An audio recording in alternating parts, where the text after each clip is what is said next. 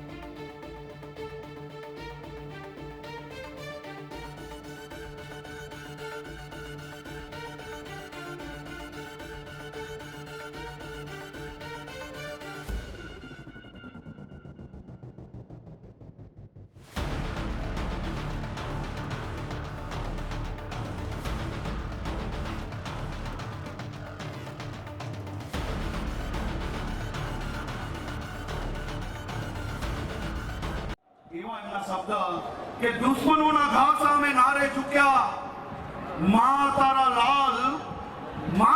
લાલે કોઈને ના મૂક્યા. સૂર્યની વિજય ગાથા દુનિયાના લોકો ગાતા.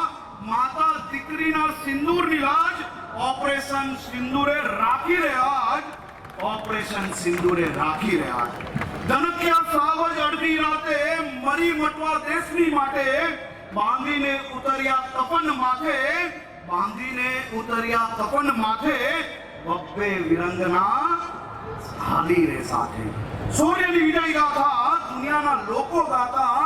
માતા દીકરીના સિંદૂરની લાજ માં તારા લાલે લાખી રે આજ. આ અદ્ભુત શબ્દ થકી મારી દેશની સેનાના સૌ જવાનોને ફરી એકવાર હું સુરત શહેરના સૌ નાગરિકો વતી અભિનંદન આપું છું, નતમસ્તક વંદન કરું છું.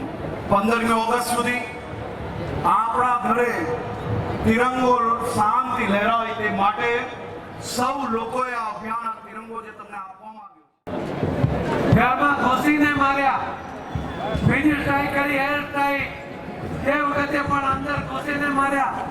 અને ત્રીજી જ્યારે સિંદૂર ઓપરેશન સિંદૂર કર્યું તો પહેલી ટ્રાય માટે 3 કલાકનો ટાઈમ નક્કી કર્યો હતો.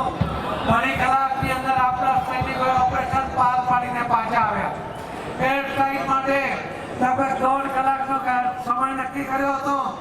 1 કલાકમાં ઓપરેશન પાર પાડવામાં આવ્યું. ને ઓપરેશન સિંદૂર માટે 30 મિનિટનો કાર્યક્રમ આપ્યો હતો. 30 મિનિટની અંદર આ પ્રોગ્રામ પૂરો કરવાનો હતો. ઓપરેશન સિંદૂર ફક્ત 23 મિનિટની અંદર આપણા નૌજવાનોએ એને પાર પાડ્યું છે. શહીદો તરફના આપણા ભાવને પ્રગટ કરતી વખતે જ્યારે આપણે આ યાત્રામાં જઈશું ત્યારે શહીદો માટે અને દેશ માટે વિનાશ સૂત્રોચ્ચાર કરતા આપણે આગળ નીકળીએ. કોઈ હસી મજાક અંદાજ નહીં કરે એની પણ કાળજી કરીએ. કેમ કે આજે આ તિરંગા યાત્રા એ આપણી ગૌરવ યાત્રા છે. આપણી ભારત માના આજે આપણે યાત્રા કરી રહ્યા છે ત્યારે એની અંદર શ્રેષ્ઠ સાથે આપણે એમાં આગળ વધીએ એ જ મારી આપ સૌને વિનંતી છે.